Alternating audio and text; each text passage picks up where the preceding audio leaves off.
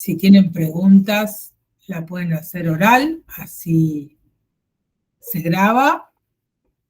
Bueno, creería que está grabando. Se está grabando. Sí, bien. Voy a cerrar una puerta, perdón, que se me abrió.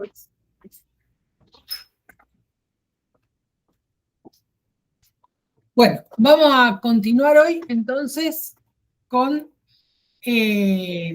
como sería la segunda parte de la significación del falo, o lo que nos quedó pendiente de la clase anterior, y vamos a trabajar un caso de paranoia, ¿sí? Todavía hay gente entrando, ahí va. Bien. A ver. Una de las cuestiones que entonces veníamos trabajando dentro de la segunda parte del año es la cuestión de la sexualidad humana en general, del psicoanálisis en particular. Por lo tanto, la sexualidad en psicoanálisis, la primera cuestión que tenemos que ubicar es que queda anudada el concepto de pulsión, ¿sí? Y el concepto de pulsión, o la pulsión, mejor dicho, no el concepto, viene de la demanda del otro, ¿sí? La pulsión viene del otro, ahora le agrego, viene de la demanda del otro con mayúscula. Por lo tanto, va a tener que ver o concierne al deseo del otro, ¿sí? ¿Por qué agrego ahora demanda? Porque, bueno, en la otra parte del texto que no llegamos a recorrer, de la significación del falo, Lacan se refiere justamente a la lógica de la necesidad, demanda, deseo, ¿sí? Primero voy a tratar de dar las definiciones más conceptuales y luego algún ejemplo, como me gusta hacer. Pero él va a introducir la diferencia entre necesidad, demanda y deseo, ¿sí? Y, de nuevo, recordemos que la demanda viene del otro, la pulsión viene del otro, en tanto demanda del otro. Una de las primeras cuestiones que podemos ubicar ahí en el texto es que la demanda va a operar sobre la necesidad, ¿sí? Y si opera sobre la necesidad, introduce una falta real, ¿sí? Donde la biología, podríamos decir, o desde la biología, debería estar el objeto de la necesidad cuando se introduce al recién llegado al mundo a la estructura del lenguaje, y por lo mismo, ¿sí? Podríamos decir ahí se articula la cuestión de la pulsión, entre paréntesis, una de las definiciones significante, concepto límite entre el significante y el soma. Les decía, se pierde un objeto real, ¿sí? Y se introduce un objeto simbólico, ¿sí? Y entonces esto es lo que podemos ubicar como la primer castración para que alguien pase de ser algo del orden de la biología, ¿sí? Un animal, a ser humano, ¿sí? Entonces la primera castración es la que opera a partir del ingreso al lenguaje. Por lo tanto, nunca se va a tratar de un objeto empírico o concreto, ¿sí? Porque como tal hay pérdida de objeto y luego hay símbolo, ¿no? El objeto simbólico. Entonces, si decimos que la demanda opera sobre la necesidad, ¿sí? Y cuando opera la demanda sobre la necesidad, ya estamos hablando de pulsión, lo que decimos que entonces la pulsión, al intervenir, pervierte ese orden natural e instintivo, ¿sí? Eso que mencionamos, si mal no recuerdo, en la clase anterior. ¿Qué significa, ¿no?, que la demanda opera sobre la necesidad? Ahora volvemos. La dejo como planteada como pregunta. El lugar del otro, ¿no? El lugar del otro tiene, si se quiere, detenta, no sé si es un privilegio, pero detenta y ejerce, ¿sí?, el otro, esta potestad, ¿sí? Esto de ese alojo del recién venido al mundo. Por lo tanto, este otro termina siendo omnipotente en un punto, por lo menos primordialmente. Por eso mismo, ¿sí?, ustedes van a ver en el texto, más específicamente en el del seminario 5, que él habla, ¿sí?, de privación, frustración, castración, ¿sí? Por lo tanto, este otro que deviene omnipotente priva al sujeto, ¿sí?, a su capricho, es decir, bajo su deseo, el deseo del otro, ¿sí? Y como el paradigma, digamos, deviene objeto simbólico, lo que deviene a partir de esta posición del otro es el don, ¿sí? Por lo tanto, ese objeto deviene don. Don de donar, no don de que tiene un don especial, ¿sí?, sino de donar, de dar, ¿sí? El otro dona algo de esto. Lo que pasa que el otro a la vez también carece de objeto porque también es un sujeto. Por eso Lacan dice, cuando se refiere al don, en este texto de la significación del falo, dice, amar es dar lo que no se tiene. Es decir, donar algo del orden de esta falta, ¿sí? Por lo tanto, la demanda de amor, ¿sí?, por un lado, viene privación real, lo que les decía recién de la necesidad, deviene frustración, por el otro lado, porque no se puede colmar, ¿sí? Porque no se puede responder exactamente a ella, porque ese objeto de la necesidad y al ingreso en la estructura del lenguaje se pierde, ¿sí? Por lo tanto, hay un objeto originalmente perdido, ¿sí? Y si hay un objeto que no es ninguno originalmente perdido, lo que articula acá esta lógica es el problema de la insatisfacción. Por eso la pulsión siempre es parcial. ¿Por qué es parcial? Primero porque las pulsiones son parciales y la satisfacción es parcial, pero la satisfacción es parcial porque no va a haber ningún objeto que colme en su totalidad la satisfacción de la pulsión. Por eso también es imposible responder a la demanda en su totalidad, ¿sí? Y entre paréntesis les agrego que a partir de esta lógica es lo que después Lacan, digo después, bueno, en el seminario 10, articula como objeto de deseo. ¿Por qué? Porque si no hay ningún objeto que está perdido originalmente, ¿sí?, lo que él formaliza es la inscripción de esa pérdida. La inscripción inscribe la falta de objeto, que lo llama objeto A, ¿sí? Por lo tanto, no va a haber ningún objeto en sí mismo que pueda colmar, ¿sí?, la pulsión. Vamos a algún ejemplito y seguimos. Cuando alguien llega al mundo, ¿sí?, y la madre demanda, o quien haga las veces, demanda llorar, comer, respirar, ¿sí? Ahí hay una demanda de vida, ¿no? Hay la puesta en juego de la pulsión de vida, es vivir. El recién venido, uno podría decir el grito está al nivel, el llanto, grito, llanto es para el otro, grito está al nivel de la necesidad.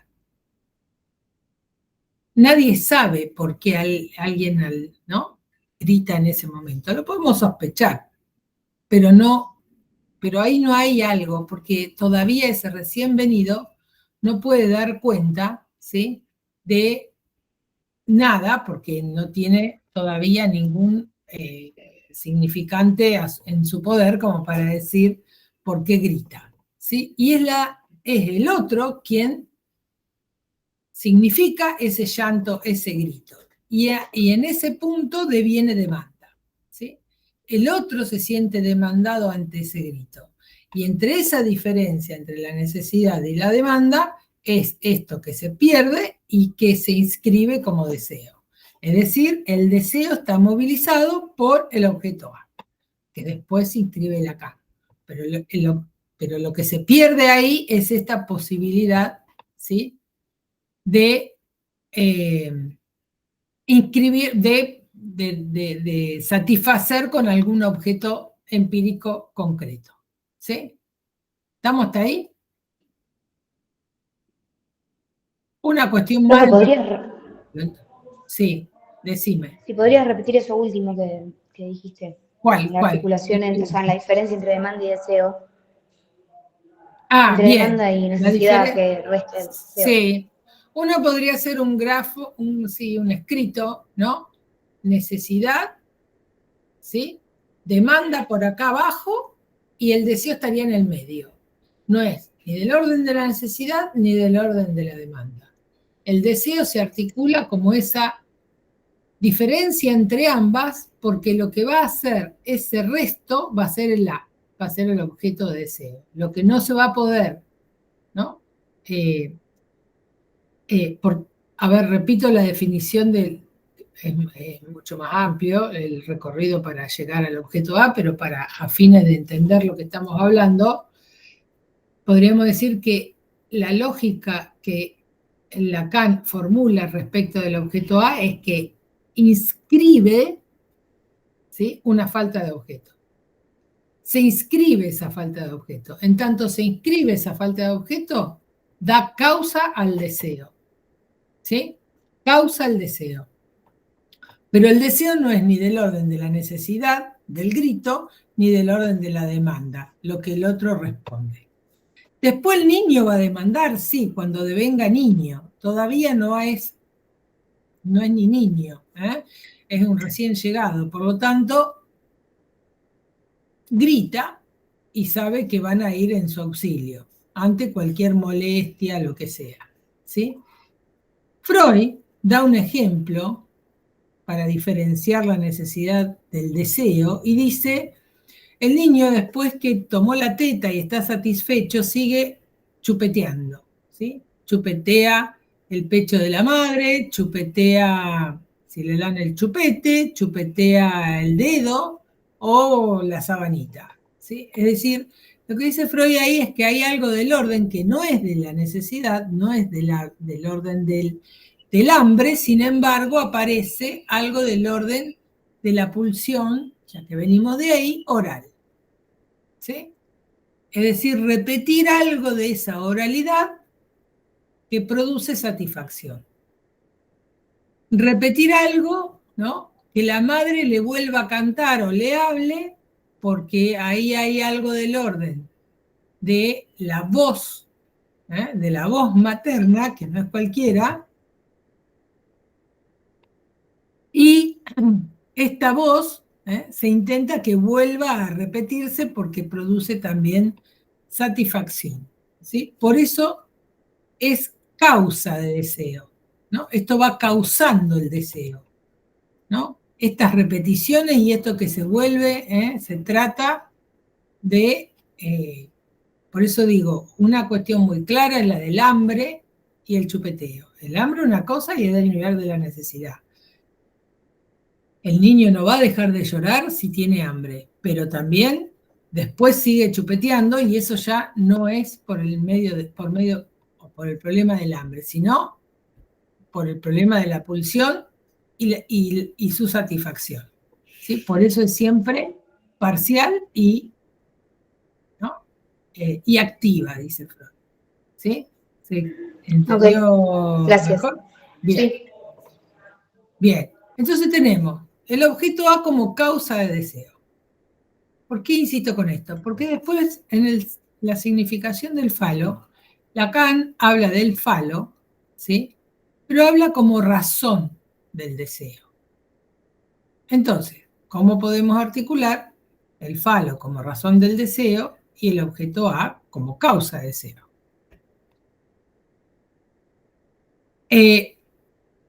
Recordemos que nosotros ubicamos al falo como significante que designa el conjunto de los efectos que puede dar los significantes, pero el significante en cuanto tal no significa nada.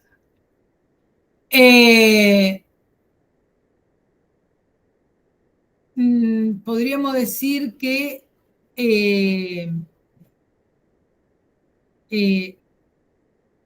el significante de alguna manera indica, ¿sí? Cómo a través del ingreso al deseo del otro, ¿sí? A través del lenguaje como estructura, a través de ser hablado por el otro, va a permitir esa diferencia entre la necesidad y la demanda. ¿Sí? El significante de alguna manera indica cómo a través del ingreso al lenguaje permite el nacimiento del deseo. ¿Sí? Entonces, Lacan, en la significación del falo, se refiere al falo, ¿sí? Como logos. ¿Sí? Logos en griego es razón, como razón matemática. ¿Sí? Ahora lo vamos a reforzar.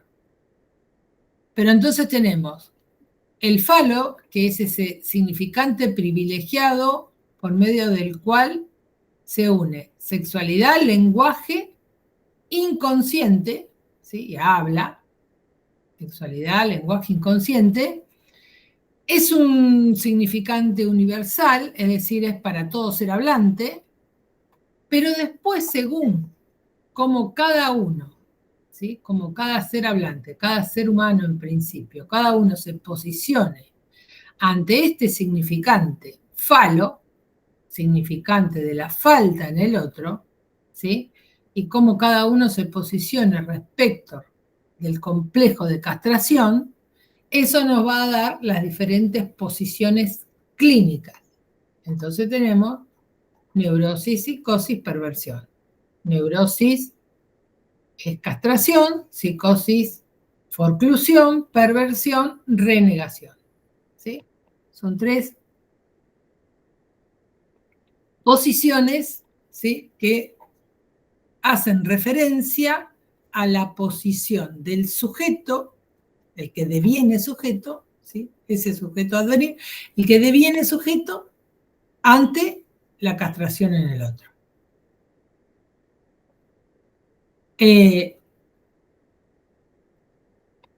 Todo esto arma la relación a la sexualidad y Lacan, sobre el final de la significación del falo, se refiere a la comedia.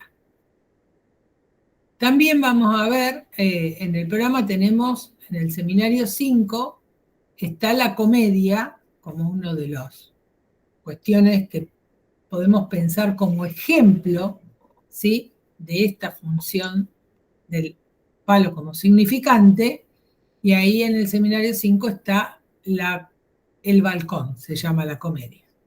¿Sí? Pero el seminario, acá en la significación del falo, hace referencia a la comedia y hace referencia a cómo los seres hablantes, por ser seres parlantes, ¿sí?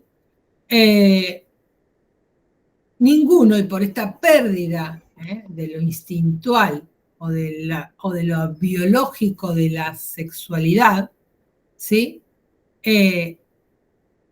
Nadie puede ser hombre o puede ser mujer en el sentido instintual, biológico o animal. en el sentido instintual, biológico o animal, somos machos o hembras, ¿sí? Pero no hombres y mujeres. Por eso Lacan, cuando hace referencia a la comedia, dice, deben parecer, ¿no?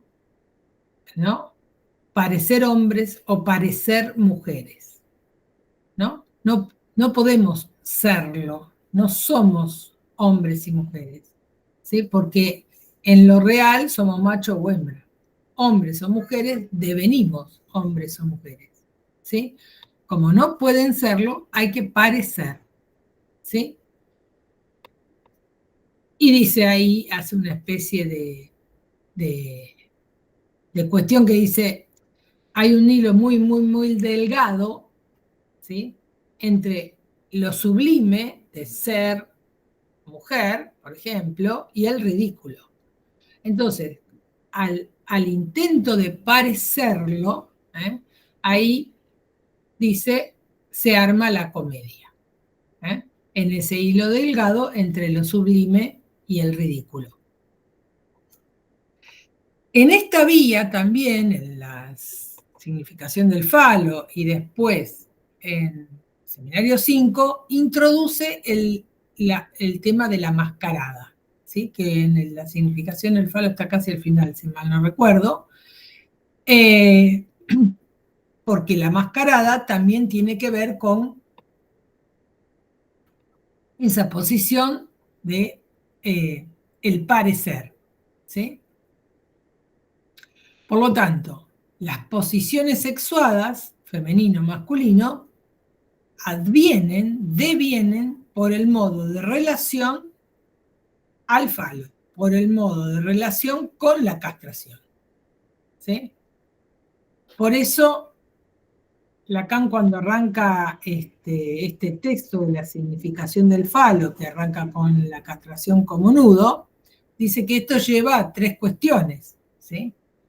La significación del falo, ya no el falo como significante de la falta en el otro, sino su significación, que es la significación de la castración, y por lo mismo la posición del sujeto ante esta falta en el otro, lleva a tres cuestiones. La identificación con el tipo ideal de su sexo, como cada uno se va a identificar, la respuesta al partener, es decir, al otro, ¿sí? En términos de acto sexual, de tener concretamente sexo con alguien, no en el sentido del orden biológico y de la necesidad, sino justamente en relación al deseo, es decir, respuesta al partener en términos de acto sexual como sujeto deseante, ¿sí? Y la tercera cuestión que él da ahí en el inicio del texto es la respuesta del sujeto a la paternidad o maternidad. Ustedes la semana pasada escucharon también a Albertina, que dio esta clase de maternidad, paternidad, y acá podemos encontrar justamente, ¿no?, algo que se corresponde con esto que ella indicó ahí. Esto lo marca al inicio del texto, pero también dice, ¿sí?, que estos tres no funcionan juntos, ¿no? Estos tres no funcionan juntos.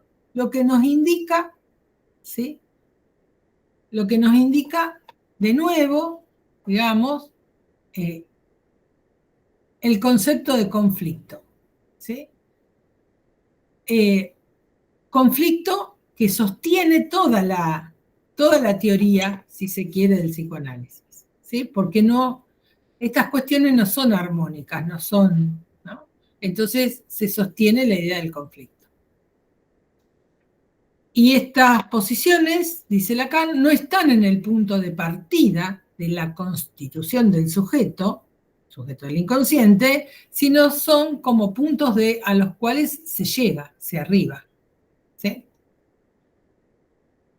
Esto tiene que ver, que lo mencionamos pero no lo trabajamos puntualmente, también tiene que ver, o lo podemos leer conjuntamente con los textos de Freud sobre sexualidad femenina y la conferencia sobre sexualidad, en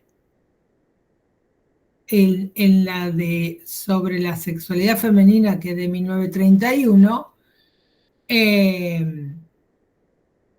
Freud formula algunas cuestiones que había hecho ya en algunas consecuencias psíquicas de la diferencia anatómica de los sexos, ¿sí? Que es un poco anterior, porque esa es del 25 y la sexualidad femenina es del 31. Y él ahí dice, y hace mucho hincapié y referencia a la duración de la ligazón preedípica de la niña con la madre. ¿Sí?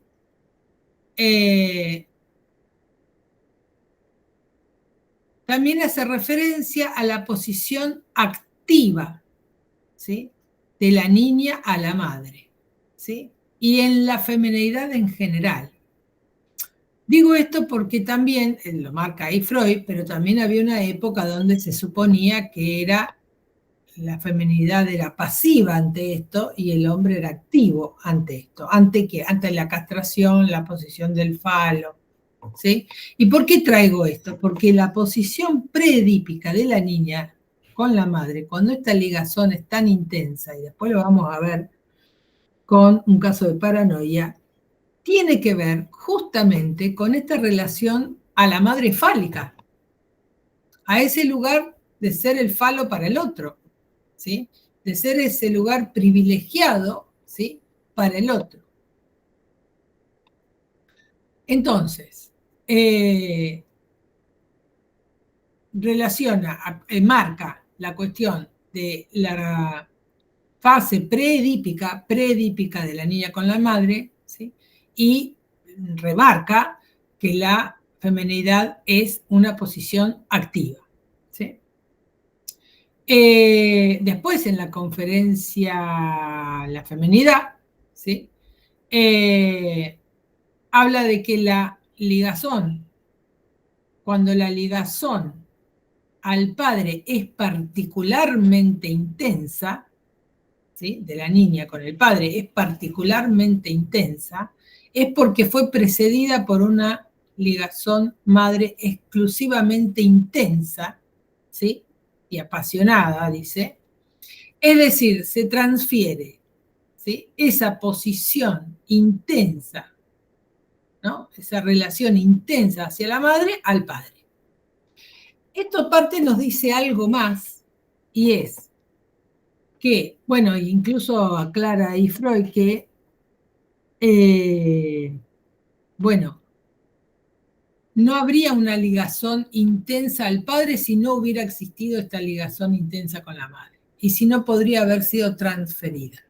Con lo cual, está dando lugar, primero, la primacía al lugar materno, antes que el paterno, y por otro lado, está hablando de expresamente este término que se transfiere. Quiere decir que el lugar del deseo materno le da lugar o no a la terceridad, lugar paterno, ¿sí? Y eso es fundamental, ¿sí? El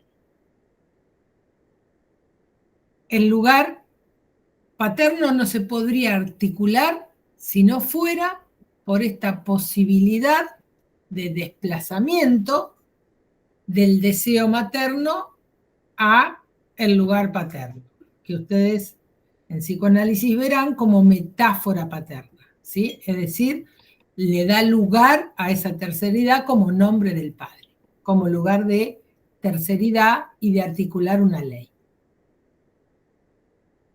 Ley simbólica, por supuesto. Entonces, acá, bueno, la compañera antes hablaba de los términos en alemán, el Penisneid, ¿sí? Que es la envidia del pene, opera o es el operador del complejo de castración en la niña, ¿sí? Y dice algo así, su metamorfosis sublimada de deseo reprimido. ¿Está?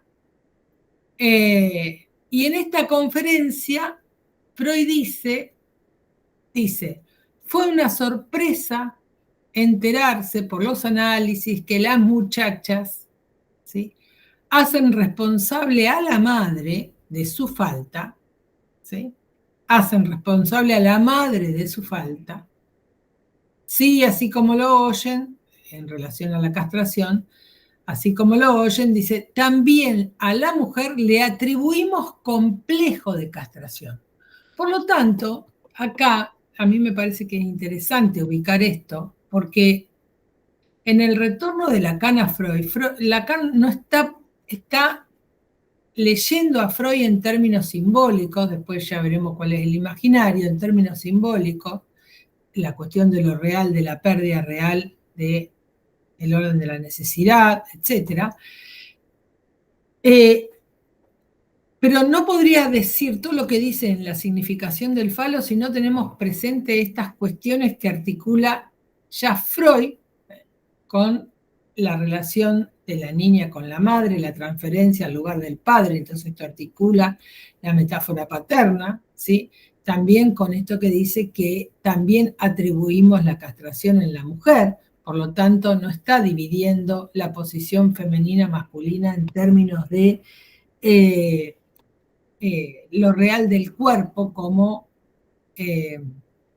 lo tiene, no lo tiene, tiene pene o no lo tiene, sino en las posiciones que tienen que ver con el falo. Que si bien Freud ya hablaba de falo, lo que no lo mencionaba como significante. Lo cual también, entonces, Freud, aunque no nombre al significante, se corre, ¿sí?, de la empiria, ¿sí?, de lo empírico del pene, ¿sí?, sin mencionar el término significante, porque, insisto, eso aparece como término o concepto después. Pero se corre entonces de lo perceptivo, ¿sí?, de aquello que tenga que ver con lo empírico o el órgano que representa, en todo caso, imaginariamente al falo, ¿sí? ¿Estamos hasta ahí? Sí, ¿no? Más o menos. Sí, profe. Sí, profe. Bien. Entonces, el falo no es un órgano, es un significante fundamental para entender la estructura edípica, pero es sobre todo la estructuración psíquica. Acordémonos de esos pasos que nos dice Lacan en el inicio de la significación del falo. Nos posibilita la estructuración psíquica, posición psíquica del sujeto y la estructura de la castración ya, ¿sí?, tramitada por el Edipo, ¿sí?, no esa primera del lenguaje, y todo esto nos lleva, por lo mismo, a la sexualidad humana, ¿sí? Para la femenidad, la articula como el penisnein o envidia del pene, que funciona como operador, ¿sí?, como operador, como reconocimiento de la castración en la madre, ¿sí? Se reconoce a la madre castrada cuando la madre puede desear más allá de ese lugar de falo que ocupa un hijo. Ahí aparece el reconocimiento de la madre fálica, ¿sí? Entonces, el recién llegado al mundo va a este lugar de objeto de deseo materno. Pero como va al lugar de objeto de deseo materno, ocupa el lugar del falo, ¿sí?, para la posición materna, ¿sí?, no la feminidad que es la idea directiva, la posición materna. Por eso la madre, cuando esto ya deja de colmarla en su lugar materno, digámoslo así, primero se la reconoce como fálica, ¿sí?, como incluso hasta podríamos decir no castrada porque es fálica, e ilusiona ilusiona una completud. ¿Sí? Ahora, cuando deja de ese falo ocupar exactamente el lugar, ¿sí?, de deseo materno, y aparece la terceridad y se le da lugar, ¿sí?, a esa terceridad, lugar del padre, ya ahí se reconoce como castrada. Se pierde esa ilusión, ¿sí?, de completud. Entonces, cuando la niña, ¿sí?, reconoce que no hay tal completud, es decir, que reconoce la castración en la madre, puede reconocer, dice Freud, la propia castración. ¿Qué estamos diciendo acá? Estamos diciendo que cuando alguien reconoce esta castración en la madre y se posiciona en esa posición, identificándose a la madre, toma un lugar femenino. ¿Sí? Yo ahí me correría, no diría más la niña, sino que hay una cuestión femenina. Entonces, ¿la madre es fálica? Sí, la mujer no, ¿sí? Porque la mujer fálica va para otra vía, ¿sí?, que en todo caso tiene que ver con la histeria. Entonces es madre fálica, no mujer fálica, en este punto que estamos trabajando. Decir madre fálica significa deseo de la madre, deseo de madre. Entonces el niño estará en ese lugar del falo para la madre. Pero va a estar en ese lugar y entonces se articulan 3 lugares. Madre, falo, hijo. ¿Sí? Son 3 lugares, no es un binomio. ¿Sí? Como dicen en algunas teorías. Hay 3 lugares, madre, falo, hijo. Por lo tanto, el falo está como mediador en esta relación. ¿Sí? Y acá podemos entonces volver a la idea de la razón. El falo como mediador, como razón del deseo. Falo como razón del deseo, y si decimos razón en el sentido matemático, sería como proporción. ¿Sí?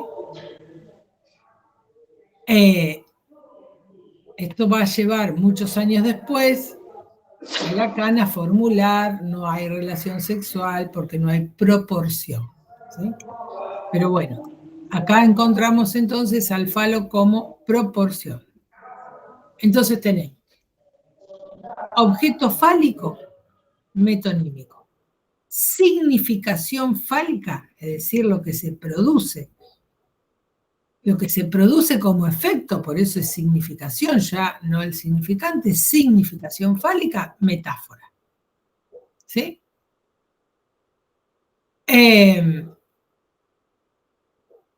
Por esto podríamos decir que este primer momento es anterior a la sexuación. El significante falo cumple función de lazo, de nuevo, entre sexualidad, habla e inconsciente, anudado a la castración. ¿Sí? En ideas directivas, que la compañera preguntaba antes de iniciar, separa Lacan, ¿sí?, separa sexualidad femenina de maternidad. Es una separación muy interesante porque Freud no llega a esa separación, quizás por la época misma, ¿no? Pero también ahí Lacan se pregunta si la mediación fálica, esto que les acabo de decir, ¿sí?, el falo como mediador, va a drenar, va a dejar pasar todo lo que puede manifestarse de pulsional en la mujer. ¿Sí? Y principalmente toda la corriente del instinto materno. Entonces, hay una cita en el texto que él dice,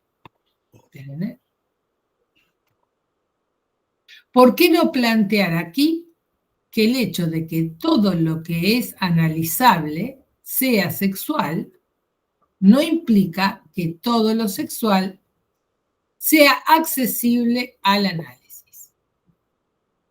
Con lo cual podríamos decir, no todo lo materno puede ser drenado por lo fálico. Y acá es donde nos mezcla un poco y uno dice, ¿y cómo va a hablar del instinto? Si me acaba de decir durante no sé cuántas páginas que se trata de lo simbólico y se trata del lenguaje y todo lo demás, ¿sí? Y él ahí hace, creo que esto me parece que lo mencioné la semana anterior, lo anticipé, él hace una referencia que hay algo de lo real en la madre que escapa a la simbolización y eso real en la madre que escapa a la posibilidad de simbolizar es el cuerpo que se pone en juego en la maternidad, ¿sí? Es decir, el mismo suceso del cuerpo escapa a esa simbolización. Bueno, por eso dice que va a haber un goce femenino más allá de lo fálico, y es lo que después, más adelante, cuando plantea la cuestión de la no relación sexual, plantea que no toda la mujer, ¿sí?, es fálica. Por eso dice la mujer no toda. Bien. ¿Vamos hasta acá? ¿Preguntas? Manitos de ok, ¿qué más? ¿Preguntas? ¿Comentarios? No lo dije ¿Quieren recién, pero agregar? se me apareció. Lo de la mujer fálica, ¿puede tener que ver? ¿Cómo? Si lo de la mujer fálica puede tener que ver o tiene relación con el complejo de masculinidad, eso de las 3 salidas de la comunidad, ¿o no? Y tiene relación, sí. Algo vamos a ver de esto con el seminario 5 y la mascarada, ¿no? Como ahí muestra una posición de potencia, ¿sí?, fálica ante otros, después lo vamos a ver, no me quiero adelantar, y podríamos hablar ahí de mascarada, lo toma ahí como un concepto que toma de Jean Rivière, pero no significa eso que sea una posición sexuada masculina en el sentido de la elección de objeto homosexual, ¿sí? Porque hay posición sexuada, identificación, elección de objeto y prácticas sexuales, ¿sí? Todo eso arma la diversidad sexual, ¿sí?, que ya lo vamos a ver en la próxima unidad. Okay. ¿Sí? Todo eso arma la diversidad sexual. No las vestimentas, las ropas y todo eso. ¿Está? Esas quizás son mascaradas, podríamos decir por el momento. El Freud dice ahí, si no me equivoco, en estos textos que le venían marcando de la feminidad, dice que la ligazón madre-hija, ¿sí?, de alguna manera deja conjeturar un nexo muy íntimo con la etiología de la histeria. Pero dice, esta fase de ligazón madre-hija y la neurosis, ¿sí?, se encuentran entre los caracteres de la feminidad, ¿sí? Por eso también Freud se pregunta cómo alguien deviene mujer, ¿sí? No qué es, sino cómo deviene. Y también dice ahí, y que ahí es donde hace una referencia a el texto que ahora vamos a trabajar de un caso de paranoia, ahí en esto de la ligazón y la neurosis, agrega que esa gran dependencia a la madre, ¿sí?, en esa relación con la madre, se halla el germen de la posterior paranoia de la mujer. ¿Sí? y es cuando él hace, ahí creo que en un pie de página, esta referencia al caso de paranoia.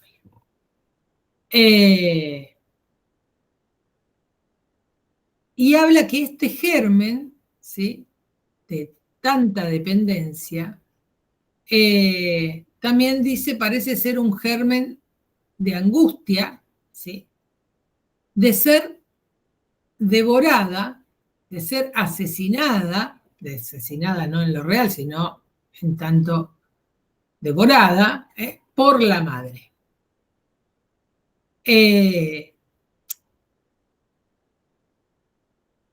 Podríamos decir nosotros ser devorada en posición de sujeto, porque si nosotros decimos que todos, cuando llegamos al mundo, vamos al lugar del objeto de la madre, del objeto fálico, estamos en lugar de objeto. El tema es salirse de ese lugar de objeto para la posibilidad de la constitución de sujeto. Pero si somos devorados, ¿sí?, por eso el término o la idea de la paranoia. Ahora vamos a ir al caso de paranoia. Entonces Lacan, en los seminarios 4 y 5, se refiere al fantasma de devoración, ¿sí?, por parte de la madre, y yo les dije cuando arrancamos, de este lugar omnipotente del otro, ¿sí? ¿Se acuerdan cuando arrancamos? Les dije, ¿sí? Por lo tanto, esta madre devoradora, ¿sí?, es porque quedamos, de alguna manera, si no hay lugar para una terceridad, quedamos bajo la ley caprichosa de la madre, ¿sí? Es decir, en ese punto, la madre puede devenir justamente devoradora, ¿no? Y tiene que ver con esa fase predípica, ¿sí? En el seminario 17, no lo tenemos en el programa, pero es una referencia que hace Lacan, en el que lo busco, dice: el papel de la madre es el deseo de la madre. Esto es capital. El deseo de la madre no es algo que pueda soportarse tal cual, que pueda resultarles indiferente. Siempre produce estragos. Es estar dentro de la boca de un cocodrilo. Eso es la madre. Bueno, gracias. Bien. Es decir, produce estragos porque quedamos en relación al capricho del deseo del otro, ¿sí? Les tomaba esta referencia, no para que ustedes la vayan a ver, pero sí porque de alguna manera esto muestra cómo este lugar de omnipotencia del otro y quedar bajo el capricho del otro puede ser terrible, ¿sí? ¿Vamos hasta ahí? ¿Se sigue? ¿Bien? Bien. ¿Consulta, Sí, pregunta, algo? Otro poquito, si me dan un ratito, y vamos a el caso de paranoia, ¿sí? Porque va muy de la mano de lo que venimos hablando, por eso no quiero que se corte. Un caso de paranoia que contradice la teoría psicoanalítica es de 1915, ¿sí? Es un texto que podría ir tranquilamente a la primera unidad para plantear las cuestiones epistemológicas, pero decidimos ponerlo en esta unidad porque nos parecía que se correspondía más con esta unidad en torno a todo este recorrido, ¿sí?, que vengo planteando. Este caso lo enlaza Freud al caso de Reber, del presidente Reber, ¿se acuerdan? Bueno, no sé si lo vieron ya, de 1912, donde él ahí, Freud, había aseverado que el paranoico se debate contra sus tendencias homosexuales y confirma la estrecha relación entre la paranoia y la homosexualidad. Bueno, no es que el homosexual o la homosexual es paranoica, no. La paranoia es homosexual, es decir, la homosexualidad es una cualidad de la paranoia. Lo que está diciendo es que el perseguidor es siempre del mismo sexo que el perseguido. Eso dice. Y lo dice con Schreber, porque en Schreber, en un determinado momento, cuando él asume un cargo determinado, aparece la cuestión de la feminidad en Schreber y aparece la cuestión de la paranoia. ¿Sí? Entonces, lo que confirma, dice, la relación entre paranoia y homosexualidad, insisto, la homosexualidad es porque el perseguidor es del mismo sexo, ¿sí?, que el perseguido. A grandes rasgos. Este caso no es un caso de clínico de Freud, es de alguien que va, un abogado le consulta a Freud, ¿sí?, porque tiene él una clienta que buscó ayuda en él, de protección de cierta persecución por parte de un hombre, ¿sí?, a partir de una relación amorosa que esta cliente, para el cliente, había tenido. Esta joven, dice Freud, él la llama como joven, asegura que él, o sea, este hombre, este joven, la joven y el joven, había abusado de la confianza de ella, ¿sí?, porque había tomado fotografías en una relación sexual que ella había mantenido sin su consentimiento, ¿sí? Eso le dice el asesor legal, el abogado, a Freud, pero él sospecha de alguna manera que esta querella de esta mujer no sabe si son fehacientes, ¿no? Que, bueno, ahí tenemos una buena diferencia para puntualizar entre el discurso forense o la ley positiva y la ley simbólica o discurso del psicoanálisis, que lo tenemos en la última unidad. Él debe, como abogado, corroborar si esto fue así o no, ¿sí? Por eso le dice a Freud que quiere que él... Entonces le dice que no puede decirle nada si él no habla con esta joven, ¿sí? Esta joven era empleada en un instituto, dice Freud, con un alto cargo importante, vivía con su mamá, que ella era mayor, no tenía hermanos, y el padre ya había fallecido, ¿no? Hacía un tiempo largo. Entonces ella era el sostén de la casa, dice Freud, concretamente de la madre. Razón por la cual, aclara Freud, no buscaba relaciones con nadie estables porque no podía abandonar a la madre. Pero bueno, hay un compañero de ella de la oficina que es, bueno, la invita, no sé, la seduce, etcétera, y acepta, ¿sí?, encontrarse con este compañero mientras que le prometa de no ponerla en peligro, dice Freud ahí, ¿no? Como que ella le dice eso al compañero.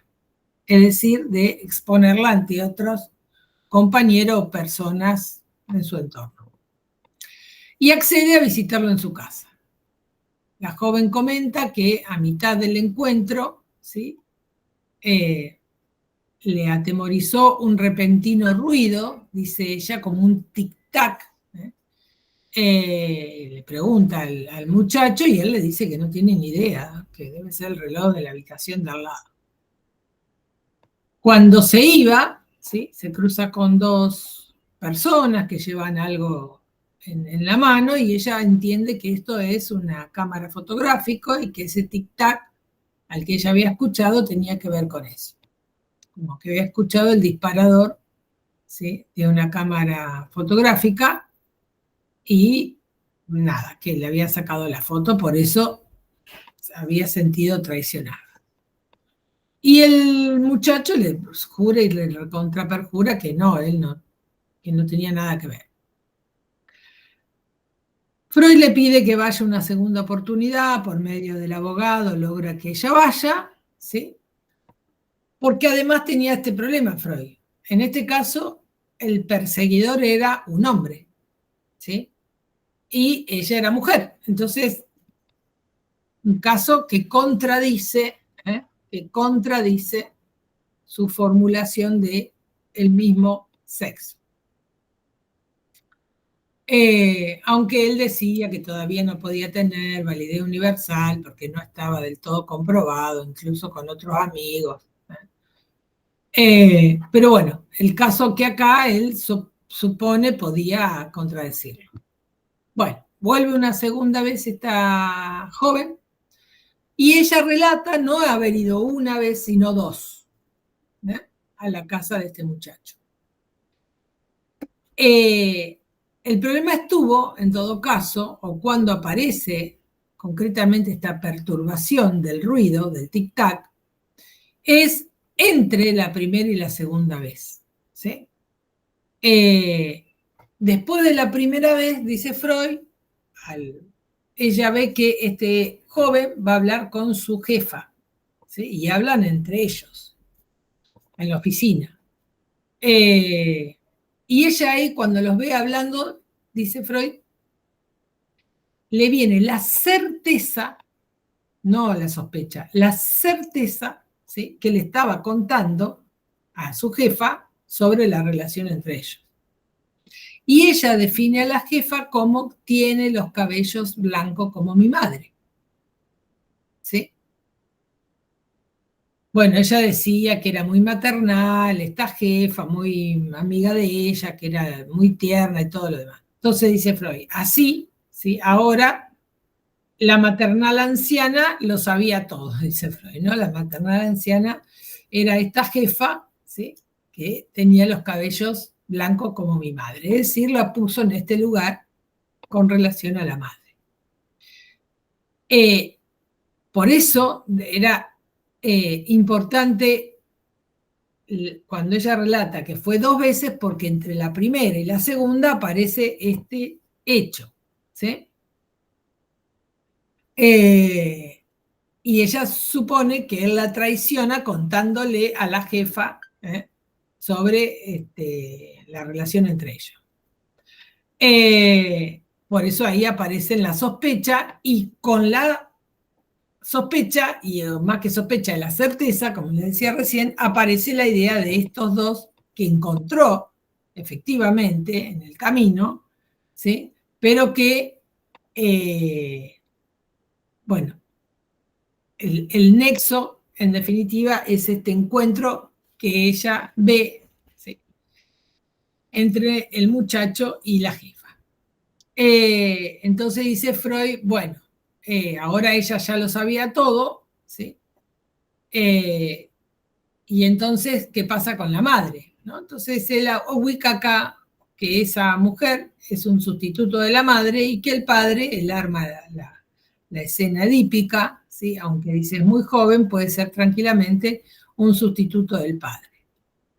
Y ahí Freud dice, por el complejo materno, ¿sí?, lo llama ahí complejo materno, obliga a la joven, dice, a suponer una relación amorosa entre esos dos, es decir, entre la madre y el padre, es decir, entre la jefa y el muchacho que estuvo con ella.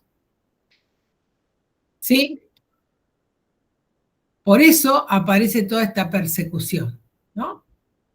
Por lo tanto, dice Freud, el perseguidor originario, ¿sí?, de quien ella se quiere escapar, no es efectivamente el hombre, sino la mujer. No es este compañero, sino la jefa. Pero en realidad tampoco es la jefa, sino la jefa como sustituto de la madre, ¿sí? Que ahora sabe sobre sus relaciones, ¿sí? Y entonces ahora, ¿no? Por eso él dice, tiene que resignar el amor a un hombre para sostener esta relación con la madre.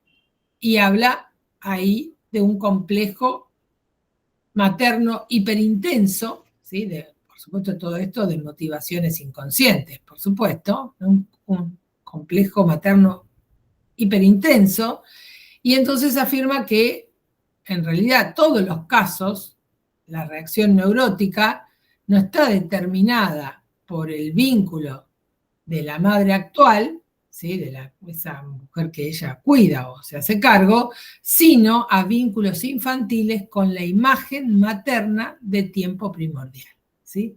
Y entonces ahí hace referencia a esa ligazón fuerte, afectiva a la madre, esa fase que les decía antes, la fase entre la histeria y la fase, esa fase, esa fuerte ligazón afectiva con la madre, ¿sí? Preedípica, justamente, alienada a la madre, ¿sí? Y ambos, junto al padre, se devienen perseguidor de ella, ¿sí?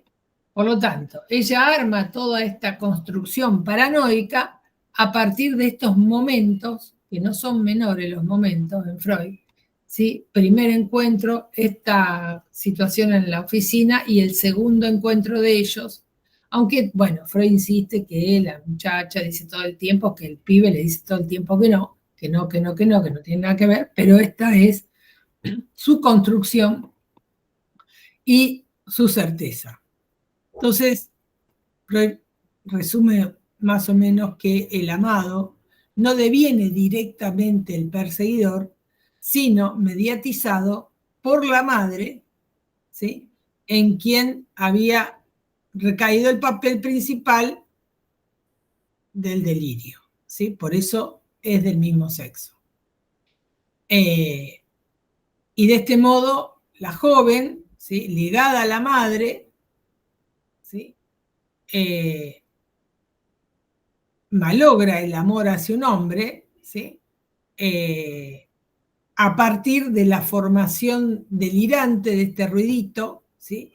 Que el ruidito es, podríamos decir, contingente pero necesario, es decir, hay algo del orden de la realidad que puede ser contingente en tanto puede haber sido un tic-tac, podría haber sido, no sé, una luz, podría haber sido lo que sea, es contingente pero necesario para la construcción de este delirio, ¿sí?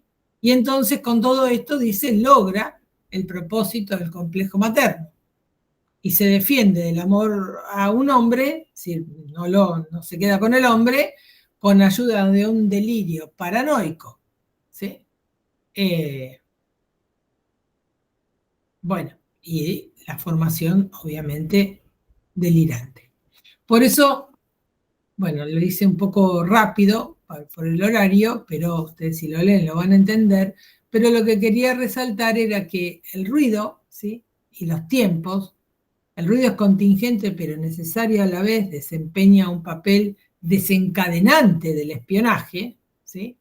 Típico de las fantasías, dice Freud, del complejo parental, o complejo si quieren de Edipo. También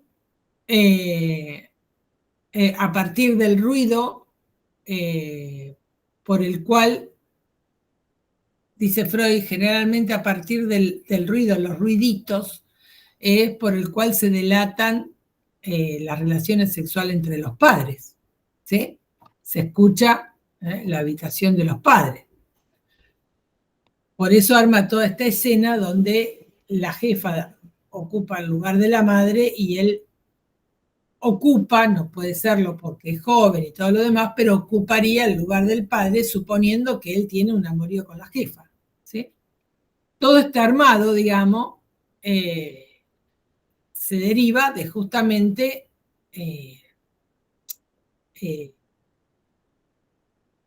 las relaciones primordiales con los padres, digámoslo de este modo. Por eso el amado, de alguna manera, sigue siendo el padre y ella está en el lugar de la madre y entonces ahí se siente perseguida. Porque si él está en el lugar del padre y ella tuvo relaciones con el joven, ¿sí? Y ahí aparece entonces la dependencia, dice Freud, homosexual, por identificarse a la madre y no tomarla como un objeto de amor. Porque si ella hubiera tomado a la madre como objeto de amor, ¿sí? La posición podría haber sido otra. Toda esta cuestión de la certeza, ¿sí? Y de las fantasías o de la cuestión delirante, ¿sí? No es menor, hay que tenerla muy presente cuando se escucha a alguien y demás. Freud en el manuscrito M habla de las fantasías y dice que las fantasías se generan en una conjunción inconsciente entre vivencias y cosas oídas, ¿sí? De acuerdo a ciertas tendencias. Ahí se construye algo del orden de la fantasía. Pero también dice que tengamos cuidado porque las fantasías tienen tanto poder o más, ¿sí? Que un hecho vivido en la realidad. Es decir, no hay que desmerecer o menospreciar el poder, ¿sí? Que tiene la fantasía. Bien, espero que no me olvide de nada. Dejaría acá, no sé si tienen preguntas, comentarios. Hay más cuestiones que les quería comentar, pero bueno, de la relación entre la histeria y la fantasía y la paranoia, pero bueno, podría ser en algún otro momento. Bueno, si no hay comentarios, nada. Chau, chau. Chao, profe. Chao, profe. Nos vemos. Chau, chau. Traigan preguntas. Chao, profe, gracias. Chao, profe, gracias.